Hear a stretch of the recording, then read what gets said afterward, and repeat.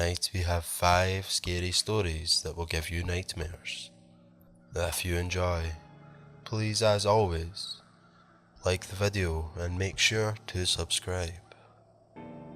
Anyway, let's get down to what you came here to see. Number 1. Let me preface this story with my level of belief in the paranormal. I want to believe, but I have to rule out all logical explanations. Most of the time when people experience the paranormal, there is a logical explanation for it. I have experienced a number of things that I cannot explain, but I'm open to scientific explanations for I don't know if what I experienced was a malevolent ghost or if it was demonic, but it certainly wasn't anything I could easily explain. When I was almost 24, I moved into my first apartment after a spring semester living in a dorm as a non-traditional student. I had originally planned to live with 3 friends, but one decided to live with her boyfriend. Another was temperamental and was mad at me for some reason, and the third I hadn't actually met because he was living abroad in Germany. Because I didn't want to get stuck living in a dorm again, I pre-applied for an apartment and signed a lease, sight unseen. I did have a courtesy showing afterwards, but it didn't matter. I already had the apartment. The property management employee met me at the building, but really had no clue what he was doing. He was clearly a maintenance guy who had been asked to show the apartment because he was in the area. They did not have their usual staff to show me. My apartment was upstairs, so we creeped up the rickety stairs to the 2nd floor, and I noted right away that everything was covered in a thick layer of dust, as if it had been abandoned for months. It had a simple layout: bathroom at the top of the stairs, bedroom to the right of that, and kitchen and then living room. I did notice there were pennies in all of the rooms, but just figured that the previous tenants left it in a hurry. In the main hallway there was a door to an attic. This attic was the size of an entire apartment, and I was stoked about having the extra space. The door had a latch that you could put a padlock on, which I found strange, but figured it had been used for the owner's storage in the past and might not have always been accessible to the tenants. The maintenance man opened the door to the attic and tried to flip the switch, but we quickly discovered that the utilities had been shut off, which the office later told me I had to deal with myself. He commented that my suspicion of the tenants leaving in a hurry was probably right. He mused that they probably had been evicted and that the management company never shut off utilities between tenants, so they had been shut off by the utility company. It was a bright and sunny day, so we hadn't needed to turn on the lights until this point, and decided that enough light was filtering into the attic to check it out. At the top of the stairs there is a spray paint on the wall. Blood's Ben, Blood's Ben. I think I said out loud how creepy it was, but figured I could just put a poster over it anyway. The maintenance guy responded with how the previous tenants smoked in the building, which I could clearly smell, and that there was no smoking policy in their apartments. I told him that was fine and I didn't smoke. After that, the maintenance guy showed me out and I got the keys to the apartment the next day from the office. It was still the last week of classes, and I was really good friends with one of the older lunch ladies at the university cafeteria. We were fast friends, and she really played the role of the cool aunt to me while I was living in the college town. My mother always told me how important it is to make friends with people older than you, and I have always taken that to heart. So anyway, I went to dinner and of course she asked me how my apartment showing went. Over my crappy cafeteria meal I told her all about it. The blood bin. After we speculated on what it could mean, she offered to come cleanse the apartment for me the next day, So she came with her little dog, saged the apartment and said, "Devil, are you there? You have to get out." And we giggled and she told me she thought the apartment suited me. I really took ownership over my first place, excited to finally be on my own after what had felt like a failure to launch for my first 5 or so years of adulthood. Before I moved my things in, I scrubbed the place down. I hung my Harry Potter poster over the blood bin in the attic and collected all the pennies everywhere. As I was washing the windows, I found a necklace hanging from one of the front windows. It was an Eye of Horus. I decided to Google the significance and learned that it was a symbol of protection and good health. I don't know if I liked the meaning of it or was just too creeped out to take it down, but I really felt like I needed to leave it there. As I made my way through the entire apartment on my cleaning spree, I found a wallet in a drawer in the kitchen. The coin purse part was filled with copper pennies, and I realised that all of the pennies I had found were copper. They were not the newer, shinier ones. I realised that the pennies were in 2 pieces, the centre of each room and in the corners of the rooms. I googled this and discovered that the ones in the centre of the rooms were for good luck. The ones in the corners were used to protect from ghosts and spirits. I kept looking through the wallet and found the card slots filled with business cards for nearby county victim witness office, several psychologists, a defence attorney, child protective services. Things that led me to believe that the person who had lived in the apartment before me had experienced some violence, child custody issues, and probably mental health issues.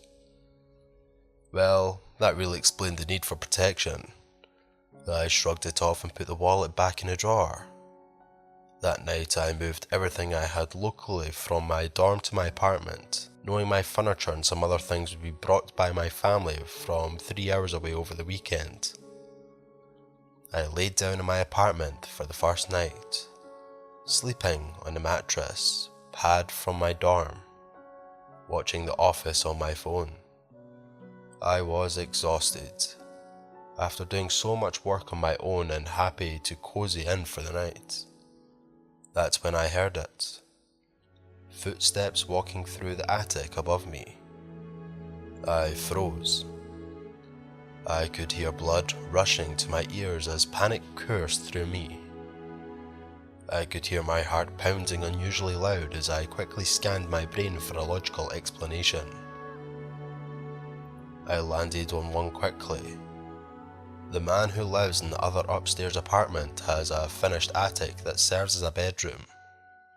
I remembered this from the online listing, which showed pictures from all 4 apartments in a 4-plex. He must be walking around his bedroom and the sound must just be carrying across the empty wood floor attic since there is nothing to absorb the sound in my half. It was a good enough answer for me that night. I rolled onto my side and fell asleep to the sound of Jim and Dwight and Michael Scott. I didn't yet have pots and pans, so the next morning I microwaved some food for breakfast. As I was waiting for the timer to count down, I looked onto the top of the cupboards and noticed something else left by the previous tenants. It was really inconspicuous. There was no surprise that I had missed it yesterday or during my tour. I climbed up on the counter and pulled it down.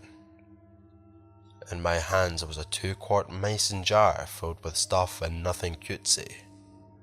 There were needles and pins and rusty bent nails, broken glass, something that looked like rotten meat, some herbs, and it was filled up with mystery liquid. My stomach dropped and for some reason, Witch Bottle came to mind. Now I love spooky and paranormal and shows like the X-Files, but I promise you that I had never heard of a witch bottle before. I have never dabbled in witchcraft, besides trying and failing to play light as a feather, stiff as a board in Girl Scouts. So I pulled out my phone and typed into Google and found some old, geoscepted pages with neon colours on a black background that explained to me that it was probably filled with urine and possibly menstrual blood, and was created to protect its creator from negative psychic energy. Nope. I marched downstairs to the back alley and dumped that thing in the trash.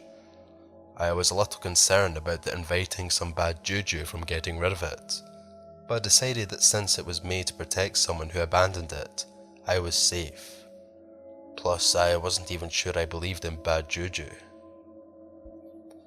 Over the next few months, I was able to get all my furniture added into my new apartment. I got a cat, and I really made the place my home. Since that attic door made my heart pound every time I walked by it, I decorated the door with a bunch of old Harry Potter magazine clippings and whatnot. I put a padlock on it because it kept hearing those footsteps. Maybe the guy next door could get into my attic. There was an old door between the two. Maybe I hadn't examined it very closely and it could be used. I wasn't going to let an intruder come get me in the middle of the night, so a padlock on the attic seemed good enough. In spite of the attic, my apartment had a lot of light and had a good atmosphere, so I was happy with it. I worked hard that summer.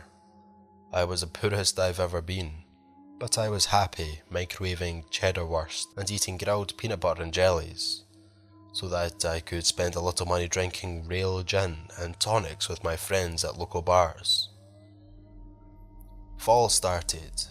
I was better fed since my ant-like figure would sneak me into the cafeteria on campus for free, and I got involved with activities at the school. I lived close enough to campus that I could easily drop by and change before work, or spend a little time snuggling my cat before an evening of student government meetings.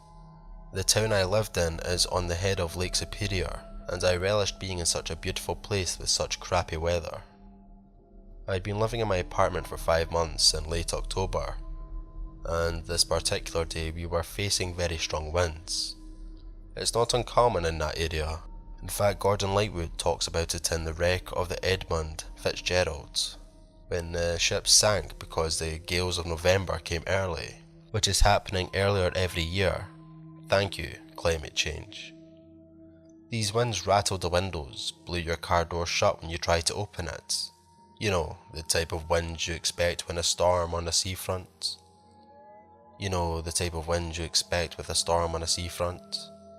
I got to the top of the stairs and rounded the corner and my attic door was wide open.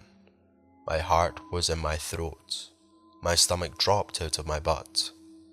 I had the head rush of a panic. I frantically packed an overnight bag and some supplies for the cat and wait, where was my cat? Oh, I could hear him running around in the attic. Luckily, he came when he was called. I scooped him up and I got the fuck out of there. I sped off to campus to tell my friend, who was working the dinner shift at the cafeteria. She was convinced that the door opened because of the wind. There must be a draft in the attic that caused the door to open. I couldn't be consoled. The door had a padlock on it and that lock was still locked on the ring. Someone either came into my apartment to unlock it or, well, I had no other explanation. Except maybe Blood Ben? Huh, those things don't really happen. It was agreed that I would spend the night at my friend's house on her couch. Since night had fallen, we would together check out my apartment come daylight. The next morning, she and I brought my kitty back to my apartment and looked around. The atmosphere had significantly changed in the place. When before my apartment had held all kind of light and felt warm and cozy, suddenly it felt shadowy and cold. The door was still open, so we unlocked the padlock and relocked the door shut. She was convinced that I must have messed with the lock and not remembered, but she may have just been saying that to comfort me. She didn't visit my apartment again. I brushed off the atmospheric change to the fact that it was fall. I had kept living in the place for another 7 months, so I just convinced myself that the changes weren't there. After that, I started walking in the night. I have experienced sleep paralysis before, But what I had started experiencing couldn't be that. I would wake up and feel an energy in the doorway, like I could see the outline of a large figure, but there was nothing there.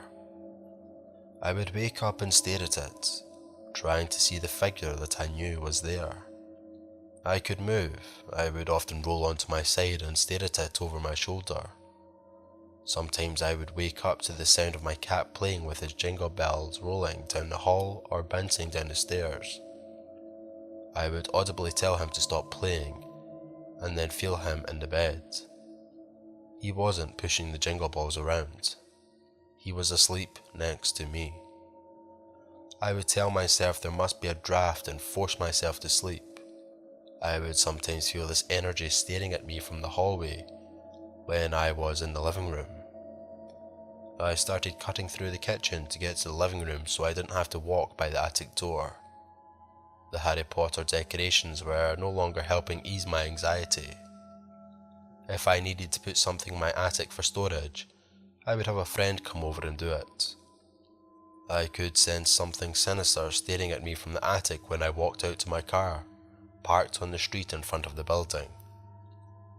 I would look over my shoulder at my building and I would be surprised not to see the face in the attic window. Was I going crazy? I had lived in this apartment for 5 months without any issues, and all of a sudden I was filled with anxiety anytime I needed to go home. I got another cat to keep my mind entertained, and I returned home as little as I could, usually only to sleep and shower. Because of my anxiety in my apartment, I often spent my time on campus or at friends' houses. But one night, 3 friends decided to come over so we could watch a YouTube series together on my Apple TV. We all watched a couple of episodes and were having a good time. They wanted to go outside for a cigarette, but commented about how -30 temperatures was too cold for it. Feeling emboldened by a few beers, I offered my attic. The previous tenants smoked in there. It smelled like smoke up there, and besides, these guys didn't believe in my ghost. We climbed the stairs, and when we hit the top stair, one of the guys said, We have to get out. Now. We can't be here." Great. This was comforting. When we all got back to my living room, he told me about how when he hit the top of the stairs, he instantly felt like there was someone or something that hated him deeply. He babbled on about needing to ground himself to a tree. That he didn't believe in magic, but his mother told him that if he ever felt unsafe, he should imagine himself attached somehow to a tree. I didn't really listen that closely to him explaining that tree stuff. I was preoccupied that my ghost was confirmed by someone else. The 3 of them left shortly after, and I was left alone with my cat and my ghost. After another 7 or 8 months in the apartment, I was able to secure another living situation. It wasn't ideal, being the only girl in a house with 4 college-aged guys, but it wouldn't be haunted and it would cost a lot less to split rent. I scrubbed out the place, moved everything on my own, and saved a little bit of storage in my attic for last. I got one of my new roommates and a friend who claimed to be as sensitive to spirits come over to help me. The sensitive friend had wanted to come to my apartment before, but after the instance with the 3 friends needing to leave the attic, I didn't want anything to get stirred up. The 3 of us hauled everything out, and I told the last friend that he could spend some time in the attic, but he needed to lock the apartment behind him. I was going to drop off the keys. I said goodbye and went to my new home, leaving the Eye of Horus and wallet of pennies where I'd found them. The sensitive friend messaged me a few hours later. There was a doorway between the attic. It was sealed, but it was covered in chalk writing in Latin. He didn't tell me what it said, but that the door was used as some portal, and that there was one violent spirit in the attic, and he wanted me. Things likely would have escalated if I had stayed. He reckoned that I got out just in time. For the remaining 4 years I lived in that town, I avoided that street. The handful of times I had to drive by that building, I felt that same energy in the attic, staring me down from the window as I drove by. Number 2. My story is something that happened to me back when I was a teen. It took some time for me to recount it to friends because it had scared me so much at the time.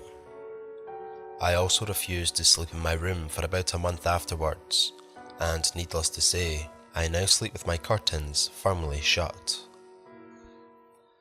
I grew up in a remote northeastern town in province of Quebec after my parents separated.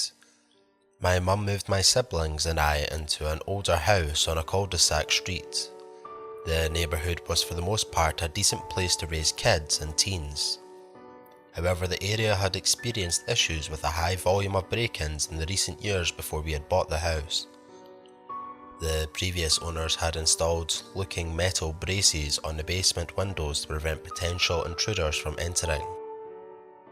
Our next door neighbour had placed a huge spotlight on a pole in his backyard that subsequently lit our yard as well. This kind of stuff was foreign to us as my hometown is a place where people rarely lock their homes and cars. These precautions were unusual practice to us and seemed a bit excessive. My mum had a 6-foot wooden fence built around one side of the house that enclosed all of the basement windows. This was not done out of fear of trespassers, but rather for added privacy and to define the borders of the property. I was about 14 at the time, and being the oldest kid, this meant I got dibs on the only basement bedroom. I was happy for the privacy, freedom to blast music, and to access my own bathroom. But the basement creeped me out with its old-fashioned cellar, loud furnace, spiral staircase, and a floor-to-ceiling wall of mirrors in the TV room. It was dark, the furnace made strange noises at night, and I was far away from where the rest of my family slept. The windows in my room was basically a half window because the surrounding area had been dug out and an aluminium window was installed. I wasn't too keen on the darkness of the creepy basement, so I usually slept with my curtains open. My neighbour's spotlight partly shone into my room, creating a sort of night light. My bed directly faced the window, but I felt comfortable and closing my curtain since my window was enclosed by the wooden fence. One night I was in my bed nodding out. Not awake, but also not quite asleep yet. For some reason, I opened my eyes and looked towards my window. I could see something in the area where the window well met the grass. The top half of my window that was unobstructed. I didn't have my glasses, so I couldn't see very well, and the lights were shining into making it harder to see outside.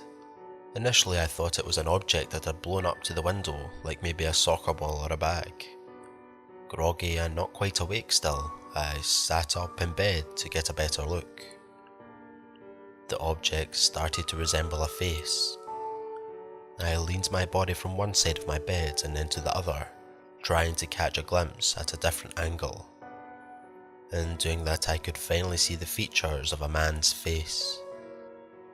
The face slowly turned and followed my movements as I shifted from side to side in my bed. He was completely expressionless, just intently looking at me. There was someone outside, laying belly down on the grass and looking at me from that small exposed top half of the window. After a moment of being frozen, I reacted and in one giant leap hopped out of bed and ran upstairs. I went to my mum's room and got in her bed, thoroughly freaked out but also confused at what I had just seen. She woke up and asked me what I was doing, and I told her that I thought I saw a face in my window. She got up and took a look through her bedroom window but didn't see anything. She was much more dismissive than alarmed since I didn't know for sure what I'd seen and there was no sign of anyone. Also, it was dark and I didn't have my glasses on, so it was possible that it was a mistake. The next morning before school, I decided to go outside to the area where my bedroom window was, still unsure of what I had seen or not seen. The wooden fence surrounding the back of the house had a door, a point of entry to the backyard. The window was the first next to that door. At some point earlier in the year, the handle had broken on the fence door and couldn't fully latch and stay shut. In order to prevent it from opening and becoming a noise nuisance in the wind, my mum had placed a cinder block up against the door on the side of the fence. That morning, the cinder block was not blocking the door. It had been moved and the door was unlatched. Thinking back now, I must have been awoken from my not asleep, awake state by the dull thud of the cinder block toppling over in the grass. And sometime after that I came to the realization that there was a face in my window, just looking at me.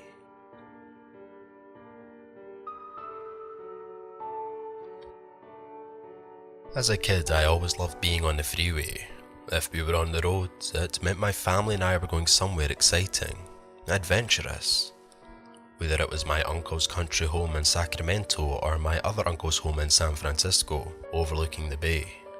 The memories I have had with my family and friends have been pleasant, to say the least. Which is why I was always shocked when people wanted to visit my family and I in boring old Modesto. The town was boring, the fashion was lame, and all my cool cousins lived on the other stretch of the highway. Then one day, everything in our family changed. In just under 1 minute, our whole entire lives would change as we know it. Getting married at an early age and going back to my family's home country on the Fiji Islands was normal for most Indian girls in the 90s. It was common for an Indian girl to be set up with a compatible partner for her partner's hometown and then married off to his family. At the age of 10, I didn't realise how vile this practice would come to be in later years. However, back then, it was business as usual. One particular cousin, Sue, had done just that at the tender age of 17. She agreed to marry a young man around the same age that she had never met before. Our lavish wedding took place in the Fiji Islands, and those family members that had more change in the bank than the rest of us attended the festivities overseas. My family is large, in the hundreds, but when we got that phone call one blistery night in winter, I never truly realised how losing 4 family members in one night would impact our family. One of them had just stepped out of a plane from the Fiji Islands and touched American soil that very day. He was to be our brother-in-law, but we would never meet him. The accident on 132 late Saturday night was pure havoc. There were body parts scattered across the perimeter of the highway, a famous freeway known for her curvy roads and unforgiving blind spots. We will never know what caused Sue to slam the brakes on her new sports car, and slam into 2 other vehicles, catapulting nearly 3 feet in the air, before crashing down in a fiery crash and terminating the lives of 7 people, including herself. My uncle, who answered the phone that night, was the only brave soul who went to identify the body of his sister, her husband, their teenage daughter Sue, and her new husband. He's never quite been the same since.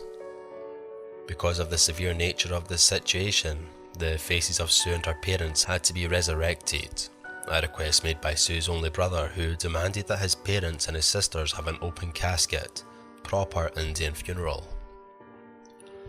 Funeral homes never creeps me out. As a matter of fact, I find comfort in sitting next to the dead. It reminds me of how lucky I am. As I sat in a pew, not yet quite ready to approach the 3 casket baskets that sat woefully in front of me, I had to mute out the anguished screams of the elders beside me. Indian weddings and funerals go hand in hand. The cries of the women are ungodly. Another brave family member swung past me, holding a video camera. I couldn't quite believe it. Why were they taping this? To show other family members who couldn't attend, I was later told. The fact that a VHS tape still exists bothers me to this day. I wonder where the lost tapes could be.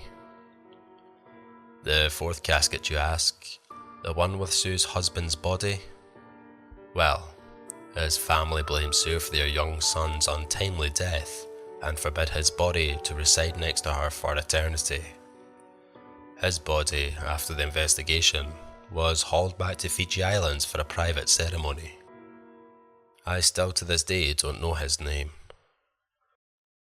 I couldn't help but think my cousin had just gotten married, flew back to the United States on her own, waited for her husband for months to arrive, and when he did, she chose for my family to meet him first.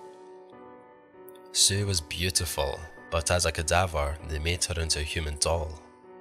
Her face was polished to perfection, full of feature filler that made her look ravishing and glowing.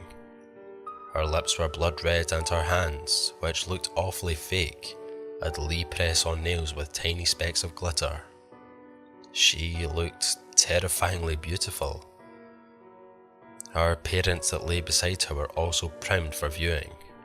My uncle was missing his legs and I couldn't help but think how hollow he looked.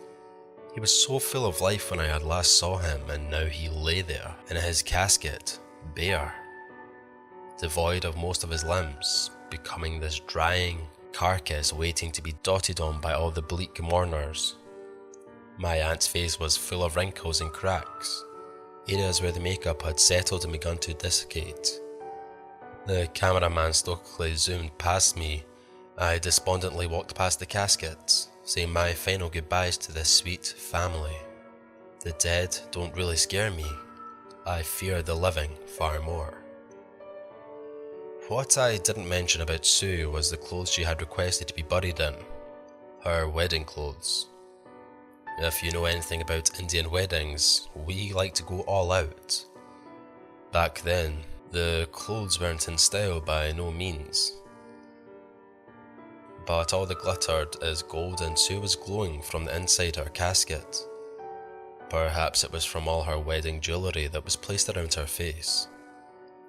I miss Sue's Indian wedding in Fiji, but now, for the last time, I got to see her as an Indian bride.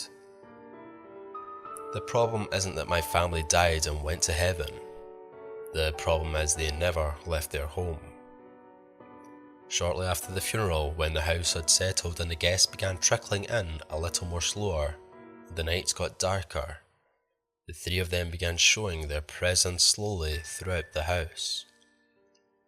One day I cornered Sue's brother, more out of morbid curiosity than anything, to ask him why there were so many priests being brought into the house lately. He told that the whispers, sounds of people talking, and the footsteps that just didn't stop. He would walk past Sue's room, in which the doors would remain closed, and he would hear the bed creaking, doors creaking, and the sound of footsteps descending in the room. When I asked him if it scared him, he replied that he was used to his sister getting ready every morning before she went to work. He found it comfort in knowing she was still around. The priests were brought in because Sue's brother's wife was the one that affected the most.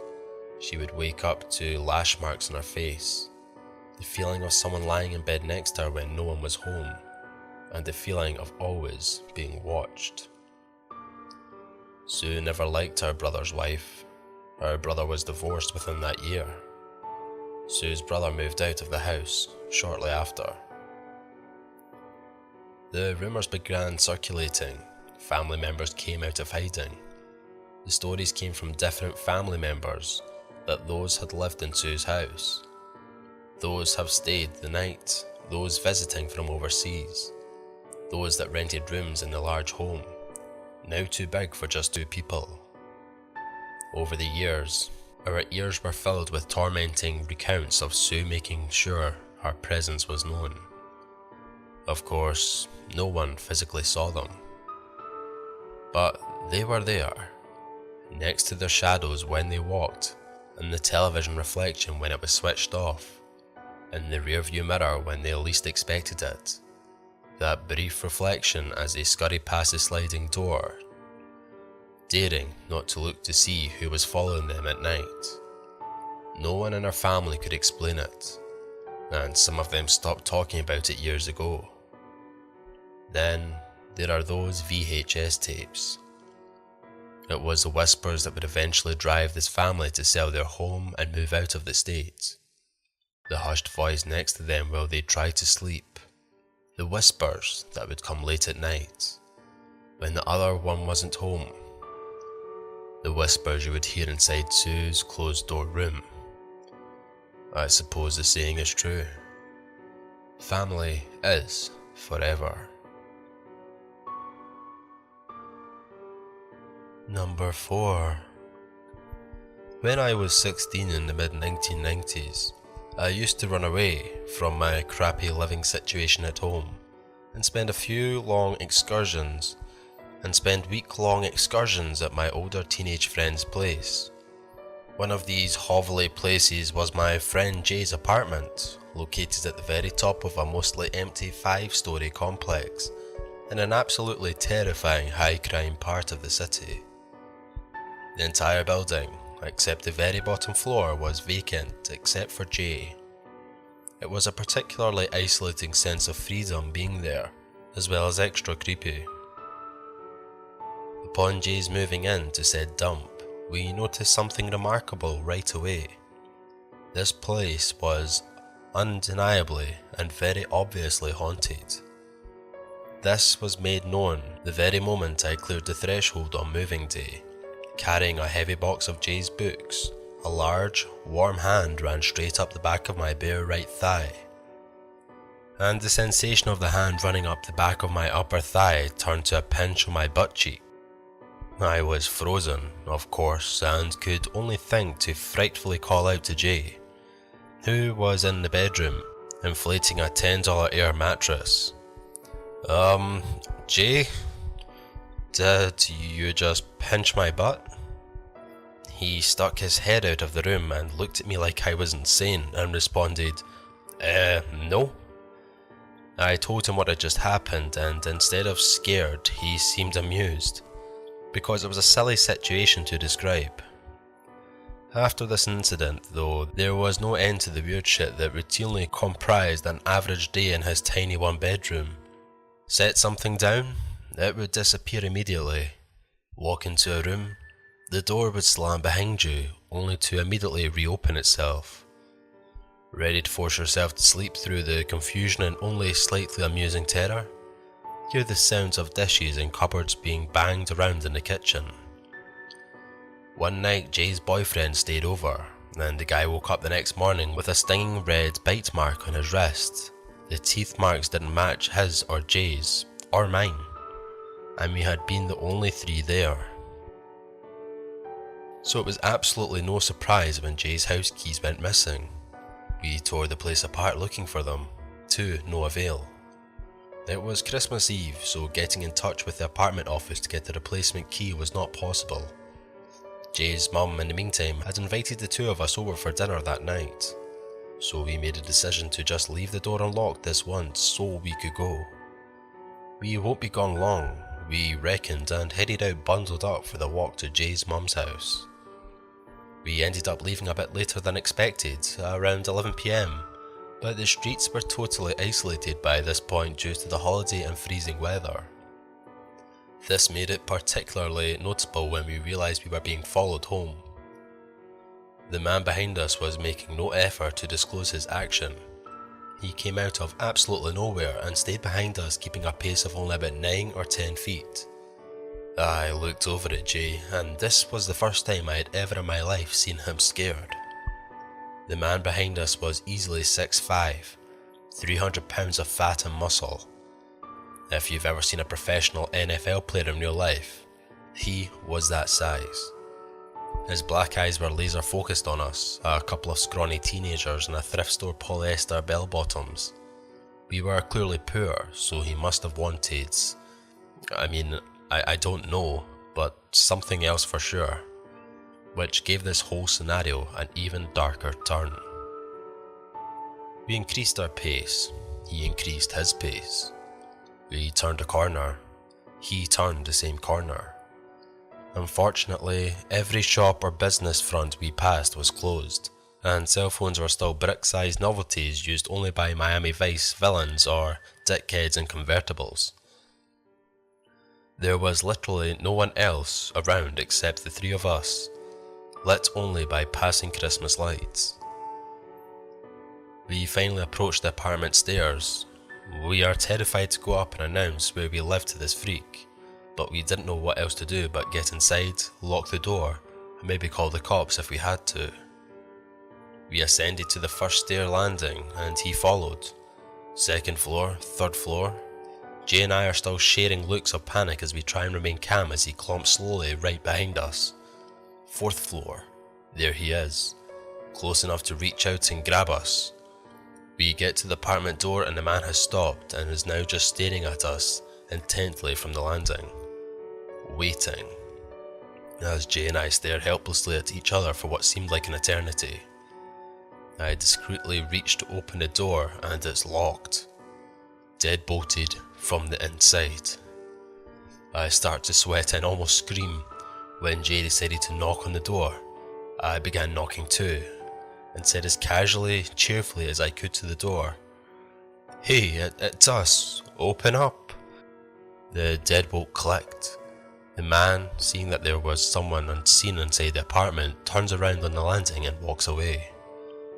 We run inside, slam and lock the door behind us, pretty sure we pushed the couch in front of the door as well.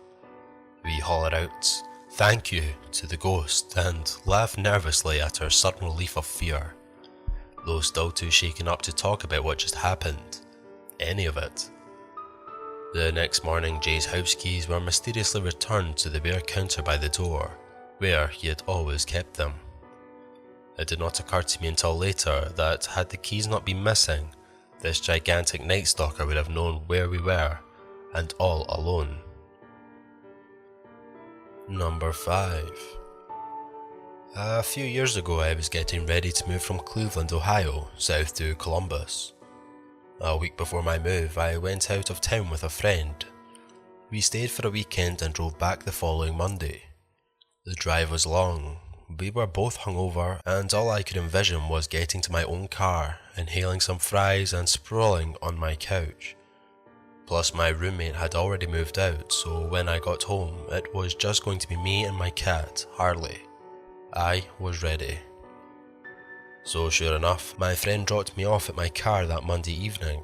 I drove down the street to McDonald's for some fries and a shake, and then was finally home. When I opened the front door, Harley was right there, waiting, like she usually does when she hears my keys in the lock. But as I walked in that night, she was crying, making this horrific noise she doesn't usually make. Normally when I get home, Harley chirps a little, but this was a meowling that sounded painful. I knew something was up. Of course I asked her, "What's wrong, girl?" and then looked around. That's when I noticed the TV I had in the living room was gone. I immediately ran up the steps to my bedroom, and that TV was gone too. I ran back down the steps and called my roommate, asking if she had decided to borrow the TVs for the weekend, which I knew was super unlikely, but I was also trying to be optimistic. Of course she said no, and then said she'd come over because obviously someone had broken in. I called another friend who had helped watch Harley while I was gone. He too said that there had been TVs there all weekend, but that he hadn't been in the house since Saturday night. I went outside sweating, realizing that I might not be alone in the house. I was afraid to go near the basement or my roommate's empty room. I called the police. I called my landlord. Everyone converged on the house. It was only when the police were there that I went into the backyard and discovered that our kitchen window had been expertly removed. The window was propped against a recycling bin, which was on its side. The police asked me if I had any idea who would want my TVs, and some other objects were discovered missing, although the TVs were the most glaring items. I couldn't think of anyone. My landlord kept asking if I had any exes that I had annoyed, which I thought was weird, and I insisted that there wasn't even an ex, much less an angry one. He asked at one point, "Not even a dude you rejected at the bar?" To which I asked how a guy I had rejected would know where I lived. With all the paperwork filled, the police said that a detective would come by in the morning to fingerprint the window and some other areas of the house. They advised me not to stay in the house that night, given that sometimes repeats happen. They also told my landlord not to touch the window itself, but that he could board the window opening with plywood temporarily. The police said everything in the backyard needed to stay exactly as it was. I asked if my landlord wanted me to stay while he boarded the window. He said no and told me to go stay with my roommate for the night. I slept but was unsettled. The next morning I met the detective at the house. When we got to the backyard, the whole scene had been rearranged. The recycling bin had been moved across the yard, the window was flipped. Items that had been scattered from our kitchen in the backyard were thrown away. I told the detective, who kind of shrugged it off, and then he took fingerprints from the window as well as some furniture in the house. Everything had either been wiped down or touched by someone wearing gloves. He couldn't get any evidence from anything in the house or what was left in the backyard. After he left, I called the police department again, as I was still concerned that the scene had been rearranged. The police chief ended up on the phone with me. He told me to never be at the house alone. It seemed someone might not be done with me. Since I was moving anyway, this was easy enough. A friend with a pit bull sat with me the rest of the week while I packed. Harley and I stayed with my old roommate every night. I got a tattoo and had a going away party. I left the house behind. While I was driving to Columbus though, I couldn't stop thinking about the break-in and the fact that someone had come back. It had been so clean. No broken windows, no broken locks, nothing. And then I remembered, somehow, that just after we moved into the house over a year before, my roommate and I had run into our landlord while we were out. We had said hi and moved on, but then he kept texting me, trying to get us to a different bar. We never met up with him that night and never saw him out again. He's the only person I rejected who also knew where I lived. Well, thank you all for listening, and to all those who made it to the end. If you enjoyed this longer styled upload, then let me know down in the comments. And as always, it's been my pleasure. Have a pleasant evening.